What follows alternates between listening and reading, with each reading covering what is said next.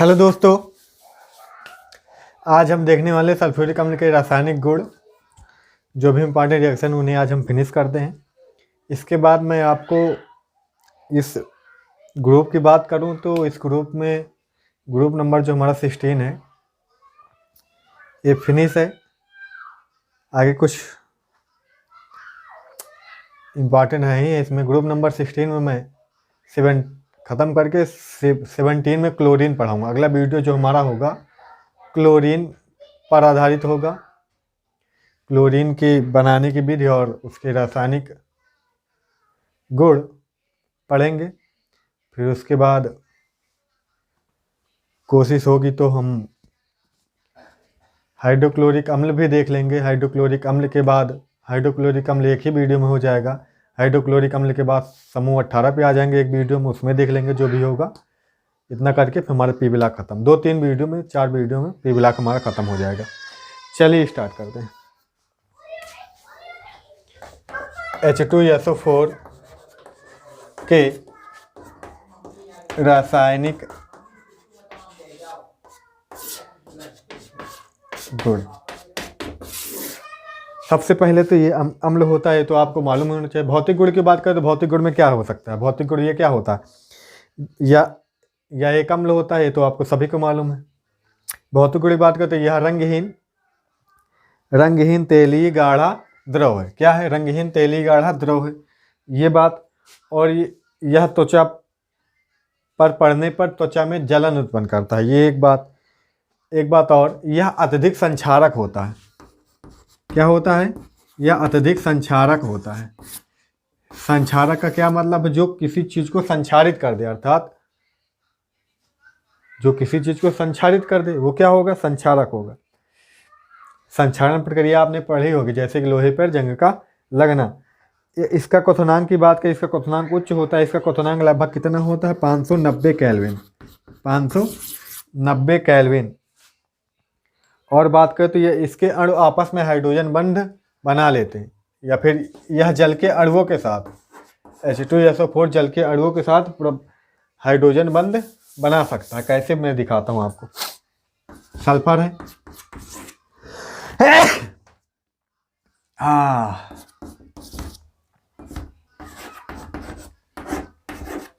अब OH side में भी हो सकते हैं, डबल बॉन्ड से ये भी हो सकती है ऑक्सीजन में, ठीक है।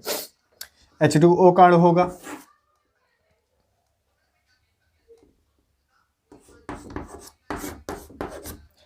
तो अब यहाँ पे ये इन दोनों के बीच क्या बन जाएगा? हाइड्रोजन बंध। क्या बन जाएगा? हाइड्रोजन बंध।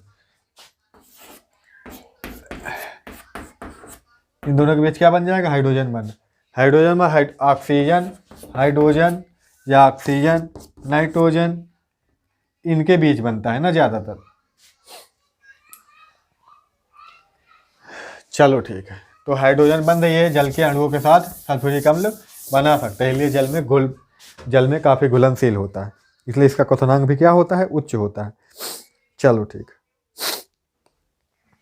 अब बात करते हैं रासायनिक गुण के। रासायनिक गुण में पहला आ जाता है अम्लीय गुण। कौन सा? अम्लीय गुण। अम्लीय गुण क्या से होते हैं? जो H+ आयन देते हैं, ये भी H+ जाता है।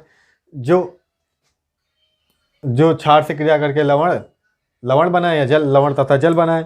अगर कार्बोनेट अयस्कों से बाइकार्बोनेट अयस्कों से क्रिया करे तो लवण, जल और कार्बन डाइऑक्साइड गैस बनाए। ये सारी की सारी क्वालिटी होती है। धातुओं से क्रिया करे तो हाइड्रोजन गैस भी स्थापित करे। ये सभी क्या होते हैं? ये अम्लीय गुण होते हैं। चलो पहले हम करा लेते हैं क्रिया इसको कैसे। ऐसे ये H2SO4 जल में मिलाया जाएगा। जल एक्वस में, अगर एक्वस में होगा, किसमें होगा? एक्वस सॉल्यूशन में होगा तो H+ देगा और HSO4- देगा। अब ऐसा नहीं है, ऐसे भी देता है।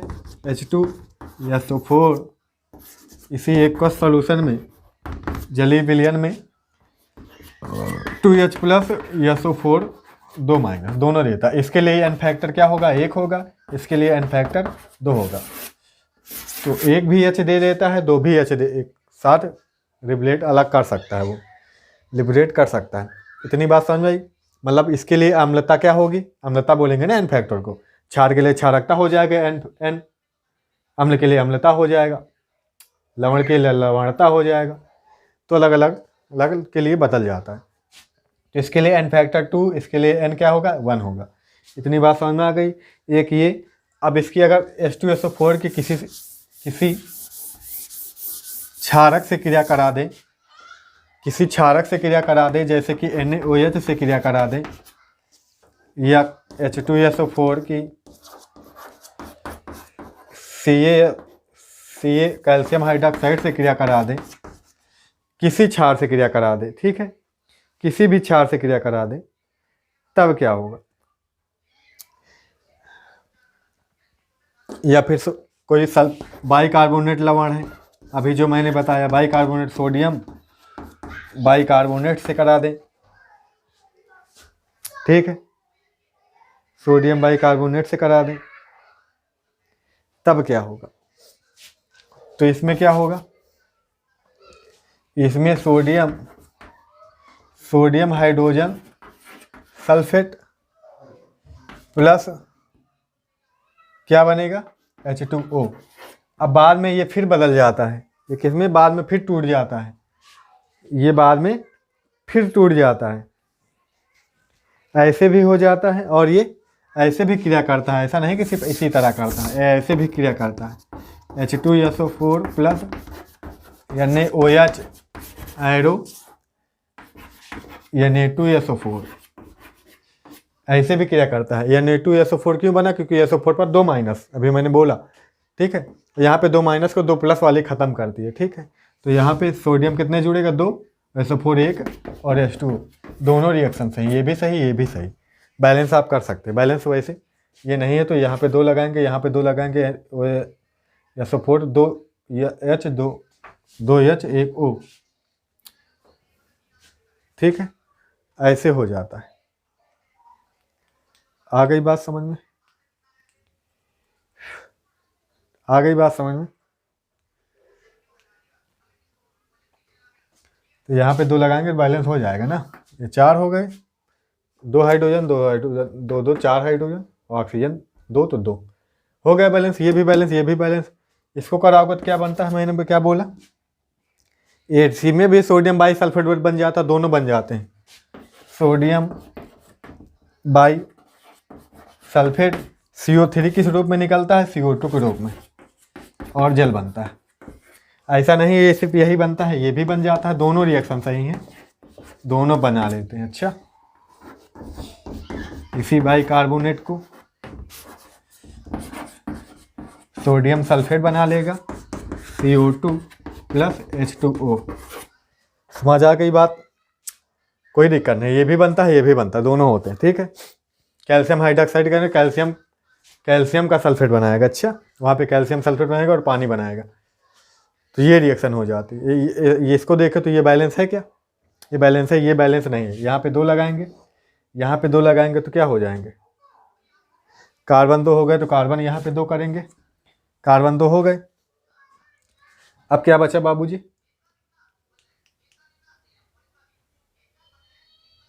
हाइड्रोजन 2 केला, हाइड्रोजन 2 2 4, तो यहाँ पे हाइड्रोजन को 2 से लगा दो। अब ऑक्सीजन देख लो, बाकी सब सही है। 4 6 4 10 6 4 10 4 4 8 2 10 हो गया। चलो अब धातुओं से क्रिया करा ली इसकी। ये अभी क्या था, अभी क्या पढ़े हो, अभी किससे क्रिया है, क्षार तथा बाइकार्बोनेट से क्रिया। क्या बनाता है, क्षार से क्रिया करके लवण तथा जल बनाता है, बाइकार्बोनेट से क्रिया करके लवण कार्बन डाइऑक्साइड तथा जल बनाता है। धातुओं से क्रिया कराओगे तो क्या बनाता है, धातुओं से क्रिया कराओगे तो क्या बनाता है, हाइड्रोजन गैस लिबरेट करता है ना।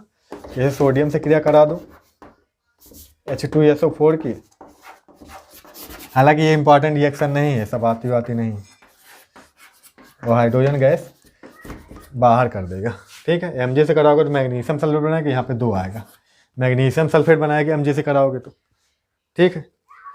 Al से कराओगे एल्यूमिनियम सल्फेट बनाएगा, Al से कराओगे तो एल्युमिनियम सल्फेट बने, इस पर 3 होता है इसलिए पूरे में 3 आएगा।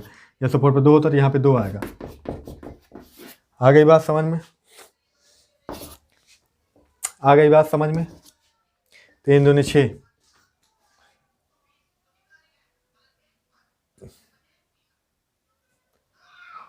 बैलेंस नहीं है क्या?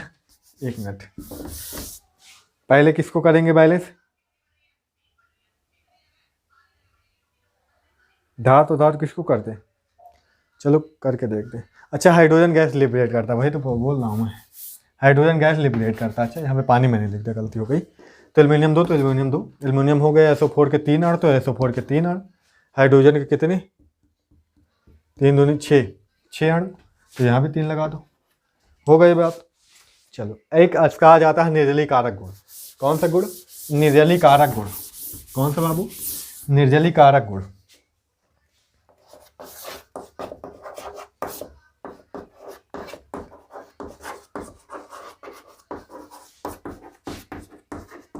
तो H2SO4 एक प्रबल आक्सीय कारक निर्जली कारक होता है। H2SO4 प्रबल निर्जली कारक होता है, या कार्बनिक यौगिकों से जल को पृथक कर देता है। जल को क्या कर देता है? पृथक कर देता है। जैसे हम ले लेते हैं फार्मिक अम्ल। क्या लेते हैं? फार्मिक अम्ल। यहाँ से पानी बाहर कर देगा, ये H2O बाहर, पानी बाहर कर देगा, H2O बाहर, 2H 1O, क्या बचा? CO बचा, तो CO बाहर। आ गई बात समझ में? ठीक है, ये सब होगा कॉन्सेंट्रेटेड H2SO4 की प्रेजेंस में, H2SO4 की उपस्थिति में। और अगर ऑक्जेलिक अम्ल ले ले, क्या ले ले? ऑक्जेलिक अम्ल, COOH, COOH, तो सांद्र H2SO4 की उपस्थिति में क्या होगा? क्या होगा? पानी बाहर, पानी कहाँ से गया? H2, ऐसे समझ लो। और अब ये बात टूट जाएगी, CO2 प्लस CO अलग, CO अलग, ये इतना CO2 अलग, ये इतना अलग। आ गई बात समझ में? चलो, अगर हम चीनी में सांद्र H2SO4 डाल दें तो चीनी निर्जलीकरण के कारण चीनी काली पड़ जाती है। चीनी क्या हो जाती है? काली हो जाती है। चीनी का अर्थ होता आपको जानते होंगे, C12H22O11। इसमें सांद्र H2SO4 डाल दें, इसमें सांद्र H2SO4 डाल दें, सांद्र H2SO4 डाल दें तो कार्बन अलग हो जाता है और पूरा पानी बाहर हो जाता है। बताओ कितने पानी बाहर होंगे? जितने O उतने पानी बाहर होंगे। हाइड्रोजन तो दुगना होता है, तो 11 H2O बाहर होंगे। 11 दूनी 22 हाइड्रोजन निकल गया, 12 कार्बन बाहर। कार्बन के कारण ही, क्योंकि कार्बन वहाँ पे जल जाती है, कार्बन के कारण ही पानी पूरा बाहर हो जाता है। कार्बन से कार्बन जल जाती है, इसीलिए चीनी काली पड़ जाती है। आ गई बात समझ में? अब आप आते हैं आक्सीय कारक गुण। कौन से गुण बाबू? आक्सीय कारक गुण।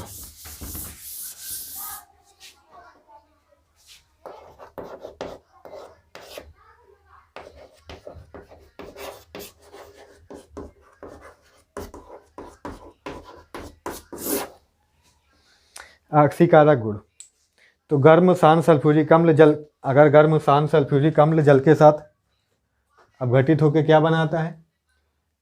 आक्सीय कारक गुण। गर्म शांत सल्फ्यूरिक अम्ल जो होता है अपघटित होकर नवजात ऑक्सीजन प्रदान करता है। कैसे? H2SO4, गर्म शांत H2SO4, गर्म शांत H2SO4, ठीक, गर्म होकर क्या देता है? नवजात ऑक्सीजन देता है। यहाँ पे जल देगा, यहाँ पे जल देगा, सल्फर डाइऑक्साइड देगा और नवजात ऑक्सीजन देता है, नवजात ऑक्सीजन।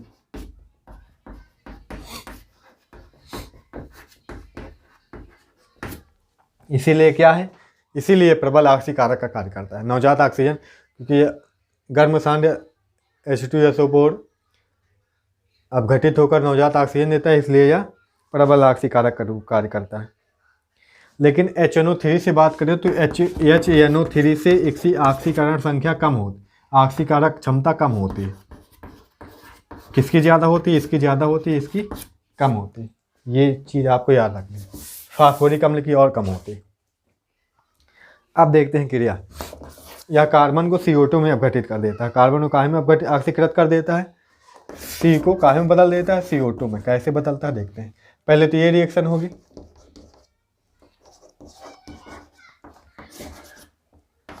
H2O या SO2 प्लस यही नवजात ऑक्सीजन कार्बन से क्रिया करेगा, क्या बनाएगा, CO2। क्या बनाएगा बाबू, CO2 बनाएगा। ठीक है, कितने नवजात ऑक्सीजन लगे, 2 लगे, तो यहाँ पे 2 लगाएंगे। 2 नवजात ऑक्सीजन लग रहे हैं, इसलिए क्योंकि नवजात ऑक्सीजन कट जाना चाहिए, समीकरण में 2 से पूरे में गुणा, तो 2H2SO4 प्लस कार्बन, इससे ये कट जाएगा क्योंकि समीकरण है, बराबर में जो भी होता है कट जाता है। कितने H2O, 2H2O, कितने SO2, 2SO2, CO।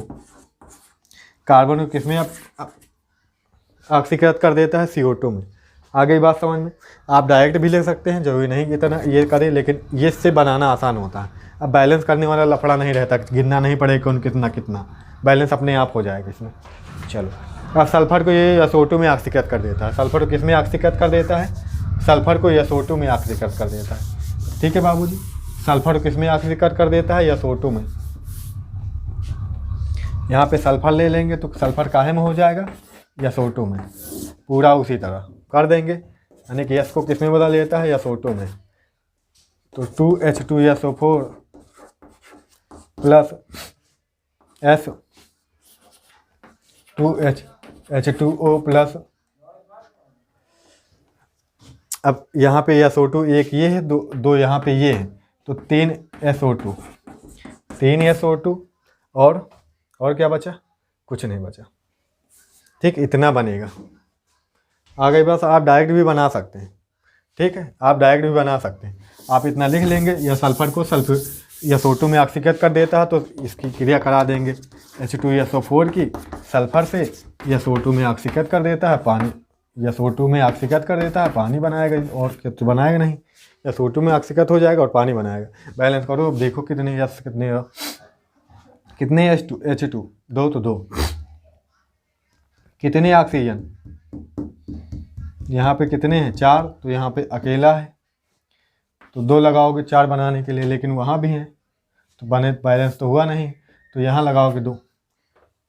अब 4 हो गए ऑक्सीजन, लेकिन हाइड्रोजन 4 4 8 हो गए, तो यहाँ लगाओगे 2। ठीक है, अब वहाँ ना लगाओ, यहाँ पे सल्फर बराबर, क्योंकि सल्फर भी 3 हो गए, तो यहाँ पे 3 लगाओ। 3 दूनी 6, 4 दूनी 8, 8 6 6 2 8, 8 8 बैलेंस हो गया। अब इस तरह कर सकते हो डायरेक्ट, कोई दिक्कत नहीं।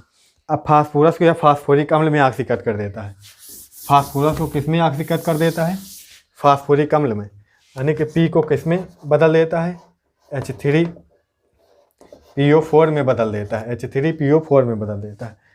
अब वही नवजात ऑक्सीजन किससे क्रिया करेगी, फास्फोरस से। किससे क्रिया करेगी बाबू, फास्फोरस से। अब आपको यहाँ पे ध्यान रखना है, जो भी फास्फोरस किस रूप में पाया जाता है, P4 के रूप में। फास्फोरस किस रूप में पाया जाता है, P4 के रूप में, ये आपको मालूम होना चाहिए। तो अब यहाँ पे क्या होता है, फास्फोरिक अम्ल का अर्थ H3PO4। अब H3PO4, जाहिर सी बात है, हाइड्रोजन आया, हाइड्रोजन कहाँ से आया होगा, इसमें से जल से आया होगा, यानी कि यहाँ पे जल भी यूज होता है, यहाँ पे जल भी यूज होता है। अब जल यूज होता है तो क्या हुआ, बैलेंस करो इसको, बैलेंस करो। ऑक्सीजन देखो, हाइड्रोजन कितने लगे हैं, यहाँ पे 2, यहाँ पे 3, तो यहाँ इस बार यहाँ पे 2 लगेगा, यहाँ पे 3 लगेगा। अब हाइड्रोजन तो 6 हो गए। अब लेकिन ये नहीं हुआ बैलेंस, P4 तो यहाँ पे 4 लगाना पड़ेगा, P करने के लिए 4 लगाना पड़ेगा। 4 तो 12 होगा, 12 हो गया तो यहाँ पे 6 लगाना पड़ेगा, 6 लगाना पड़ेगा तो हाइड्रोजन में 12 हो गया, ऑक्सीजन 4 चौक 16 हो गया, 16 में से 6 यहाँ चले गए, 10 बचे तो 10 यहाँ लगाना पड़ेगा। अब हो गया। अब 10 यहाँ पे लगाए तो नवजात ऑक्सीजन इसमें 10 हो गए, तो इसमें भी 10 करें, क्योंकि ये दोनों कटने चाहिए। तो इस समीकरण में पूरे में 10 से गुणा करना पड़ेगा। अब इसको जोड़ेंगे तो 10 H2SO4 प्लस P4 प्लस इधर 6 H2O, इधर कितने H2O, 10 H2O, तो 6H2O से 10H2O से घट जाएंगे, तो इधर अब कोई H2O नहीं बचेगा। उधर कितने H2O बचेंगे तीर के इधर, ये तीर के इधर 10 थे, 6 कम हो गए, तो कितने बचे 4H2। 4H2 कितने SO2, 10SO2, 10SO2 कितने फास्फोरिक अम्ल के अणु 4H3PO4। आशा करते हैं समझ पाए होंगे। अब इसको डायरेक्ट करने पे आ जाते हो संख्या 10 से, संख्या कितनी थी 10 तक, आप 1 2 3 4 5 6 ऐसे करते रहते, फिर आ गई बात समझ में। चलो मिटा दे इसको। तो 3 ऑक्सीकारक गुण हो गए।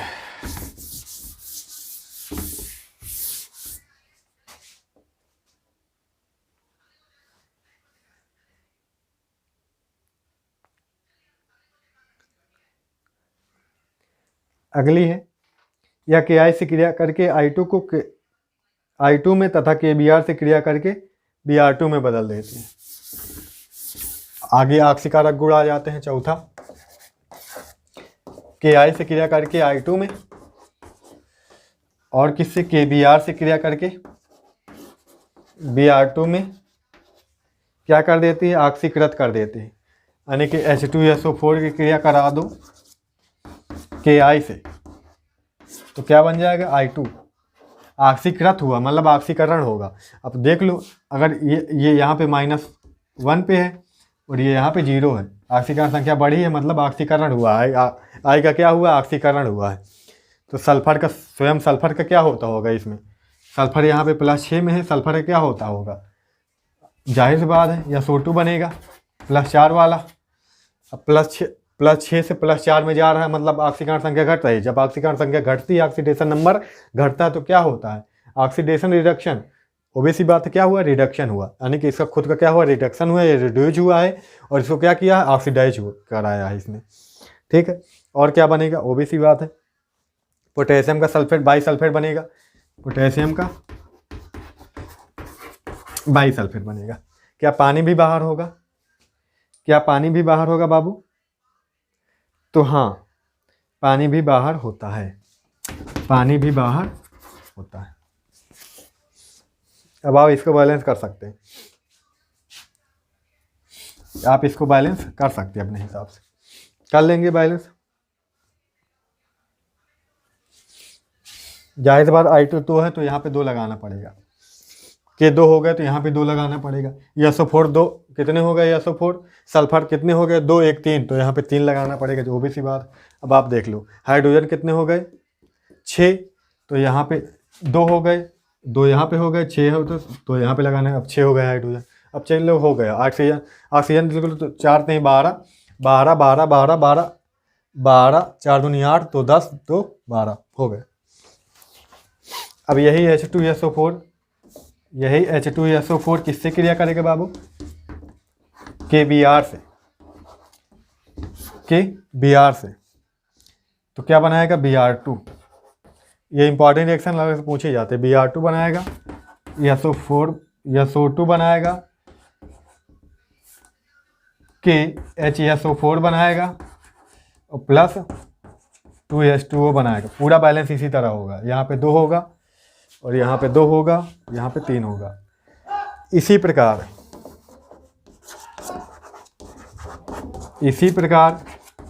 NaCl, ठीक है, NaCl KCl से क्रिया होती है, से क्रिया होती है। इनसे, इन दोनों से भी इसी तरह क्रिया होगी। अच्छा, यहाँ से Cl2 बनेगा, यहाँ से भी Cl2 बनेगा, बाकी सब इसी तरह। ठीक है, NaCl से कराओगे तो KCl बन जाएगा, KCl से कराओगे तो Cl2 बन जाएगा। ठीक है, इसमें सोडियम का बाईसल्फेट बाहर होगा, इसमें पोटेशियम बाईसल्फेट बाहर होगा। मिटा दे इसको। चलो,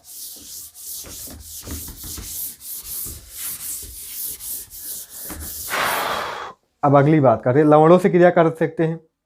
यहाँ पे लवणों से क्रिया कराएंगे तो क्या बनेगा, लवण बनेगा। जाहिर सी बात, एक लवण बनेगा, और भी बहुत कुछ बन सकता है अलग अलग। हालांकि छोड़ो इसको, अगली आ जाती है ऑक्सीकारक गुण। अब हो गए खत्म। अगली आ जाती है क्रिया के पोटेशियम क्लोराइड से क्रिया। पोटेशियम क्लोरेट से क्रिया, पोटेशियम क्लोरेट से क्रिया। पोटेशियम क्लोरेट को जब शांत एसिड से गर्म किया जाता है क्लोरीन डाइऑक्साइड प्राप्त होती है। क्या प्राप्त होती है? Chlorine dioxide. पोटेशियम क्लोरेट को जब शांत H2SO4 के साथ क्रिया कराई जाती है तो chlorine dioxide, chlorine dioxide, chlorine dioxide का क्या मतलब है? क्लोरीन और डाइऑक्साइड मतलब 2 ऑक्सीजन। अब क्या क्या बनेगा अब आप देख लो। शांत H2SO4 काम होता है जल को बाहर निकालना, तो जाहिर सी बात है जल बाहर निकलेगा, जल बाहर निकलेगा। अब पोटेशियम किस रूप में? पोटेशियम बाइसल्फेट के रूप में बाहर निकलेगा, पोटेशियम बाइसल्फेट के रूप में बाहर निकलेगा KHSO4। और कुछ बनेगा? ये इतना हो गया। पोटेशियम बाइसल्फेट के रूप में बाहर निकला, क्लोरीन उसके रूप में बाहर निकल गया, जल H2SO4 के रूप में बाहर निकल गया। एक यहाँ पे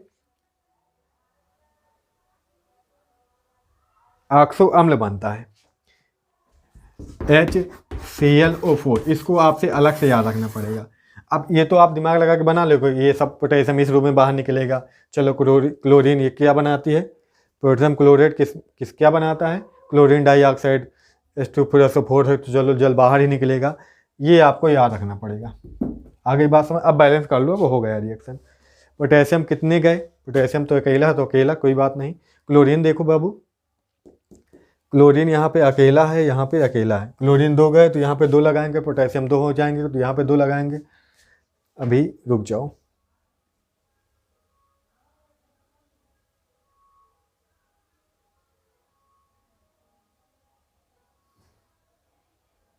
चलो बैलेंस कर ही लेते हैं।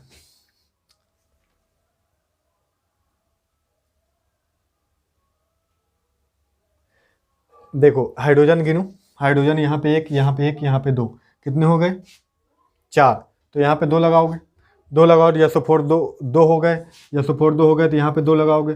अब हाइड्रोजन देखो बढ़ गया, हाइड्रोजन 1 बढ़ गया तो यहाँ पे 3 लगाओगे, यहाँ पे क्या लगाओगे? 3 लगाओगे। अब 3 लगा दोगे, हाँ यहाँ पे 3 लगाओगे, 3 लगाओगे तो यहाँ पे SO4 को 3 करना पड़ेगा। SO4 क्या करना पड़ेगा?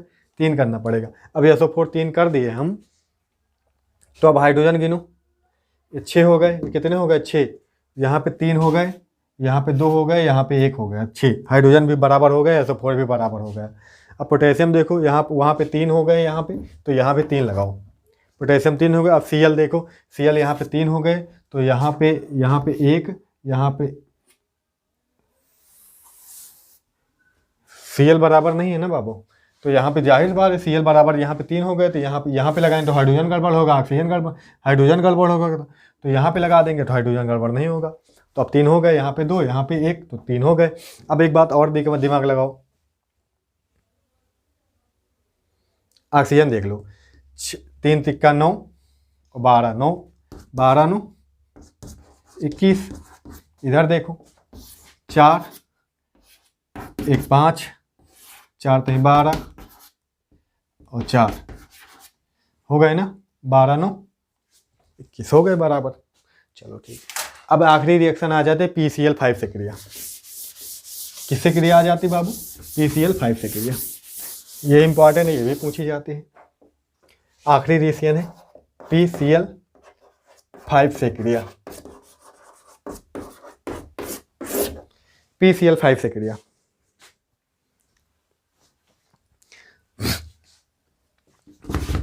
H2OH OH, इसको ऐसे लिख सकते हैं H2SO4 को, भाई यही तो होता है, डबल बांड से O, डबल बांड से O, इधर OH इधर OH, यही तो होते ही संरचना। इसको ऐसे लिख सकते हैं H2SO4 को। होता क्या है, जब ये PCl5 से क्रिया करता है बाबू, तो क्लोरीन परमाणु द्वारा इनका दोनों हाइड्रोक्साइड समूह OH समूह बाहर हो जाता है। क्लोरीन परमाणु द्वारा क्या हो जाता है? विस्थापित हो जाता है, विस्थापित हो जाता है, जिससे यह क्या बनाता है? सल्फ्यूरिल क्लोराइड बनाता है। क्या बनाएगा? सल्फ्यूरिल क्लोराइड, यानी कि SO2Cl2। दोनों OH की जगह पर कितने पर क्लोरीन परमाणु लग जाते हैं? 2। यहाँ पे क्लोरीन परमाणु, यहाँ पे क्लोरीन परमाणु, तो क्या बन जाता है? SO2Cl2। क्या बोलते हैं इसको? Sulphuryl chloride. चलो अब ये रिएक्शन करते हैं। SO2 OH OH। किससे क्रिया? PCl5 से क्रिया। सल्फ्यूरिक क्लोराइड बनाता है। हिंदी में लिखेंगे, थ्योरी लिखेंगे तो ये लिखेंगे H2SO4 के दोनों OH समूह क्लोरीन परमाणु द्वारा विस्थापित हो जाते हैं, जिससे सल्फ्यूरिल क्लोराइड SO2Cl2 बनता है। SO2Cl2 बनता है। प्लस जिस रिएक्शन में PCl5 होता है उसमें हमेशा POCl3 ऑक्सीजन मिल जाए और PCl5 से क्रिया हो तो हमेशा POCl3, इसको फास्फोरस ऑक्सीक्लोराइड बोलते हैं। क्या बोलते हैं? फास्फोरस ऑक्सीक्लोराइड बोलते हैं। और क्या बनेगा? वो हाइड्रोजन किस रूप में बाहर होगा? HCl के रूप में। हाइड्रोजन किस रूप में बाहर होगा? HCl के रूप में। आशा करते अब आप समझ पाए होंगे। सल्फर बराबर ऑक्सीजन देख लो, ऑक्सीजन 2 2 4, यहाँ पे 2 2 4 नहीं हुई है तो क्या करोगे?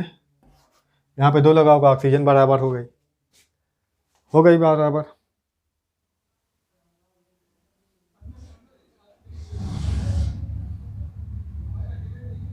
ऑक्सीजन बराबर है क्या बाबू? POCl3 HCl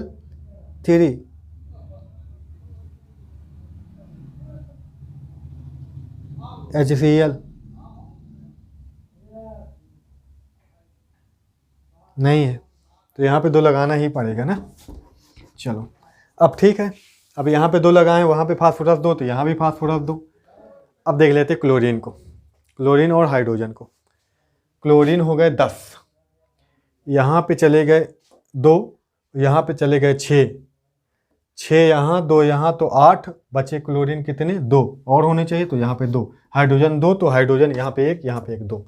ठीक, ये रिएक्शन होती है, ये इंपॉर्टेंट रिएक्शन है, पूछी जाती है। अब मेरी बात सुनो, यहाँ पे OH ही क्यों हटा, H क्यों नहीं हटा? तो मेरी बात सुनो, SO2 OH अगर यहाँ से H हाइड्रोजन भागता तो ऑक्सीजन का 1 इलेक्ट्रॉन फ्री होता, हाइड्रोजन भागता तो इलेक्ट्रॉन छोड़ के ही भागता, क्योंकि विद्युत ऋणात्मकता ऑक्सीजन की ज़्यादा है। मान लो ये इलेक्ट्रॉन छोड़ के भाग भी जाता तो ऑक्सीजन क्या इलेक्ट्रॉन रख पाता? कहाँ एडजस्ट करता? इधर तो उतारने के लिए है नहीं, सल्फर तो लेगा नहीं इधर, क्योंकि सल्फर का फुल है, ऑक्टेट पूरा है, नहीं लेगा। तो जाहिर सी बात है, इसका ऑक्टेट पूरा है तो जाहिर सी बात है ये यहाँ पे ये पूरा जब इसके संपर्क में क्लोरीन आता है तो डायरेक्ट अब जो इसका बांडेड इलेक्ट्रॉन होता है ये खींचता है। इसके बांडेड इलेक्ट्रॉन कौन खींचता है? क्लोरीन परमाणु खींच, ये बांडेड इलेक्ट्रॉन इससे खींचा तो ये सल्फर वाले इलेक्ट्रॉन इससे अटैच हो जाते हैं। ठीक है, और ये पूरा समूह OH समूह पूरा बाहर हो जाता है। इसलिए यहाँ पे हाइड्रोजन बाहर होकर पूरा OH समूह दोनों बाहर हो जाता है 2 क्लोरीन परमाणु द्वारा, और 2 क्लोरीन परमाणु जुड़ जाते हैं, सल्फ्यूरिल क्लोराइड बना लेते हैं। क्या बना लेते हैं? सल्फ्यूरिल क्लोराइड बना लेते हैं, और फास्फोरस ऑक्सीक्लोराइड हाइड्रोजन HCl के रूप में बाहर निकल जाती है। ये होती है पूरी रिएक्शन। आ गई बात समझ में? चलो ठीक है, आप उपयोग वगैरह इसके बुक से भी पढ़ सकते हैं। आशा करते हैं वीडियो आपकी समझ में आया होगा, आपके लिए ये हेल्पफुल होगा। आप उससे बनाने के संपर्क विधि मैंने करा रखी है, उसको देख सकते हैं। रासायनिक रिएक्शन आपका इन्हीं रिएक्शन में से आपका बोर्ड में काम हो जाएगा। तो मिलते हैं अगली वीडियो में। Thanks a lot.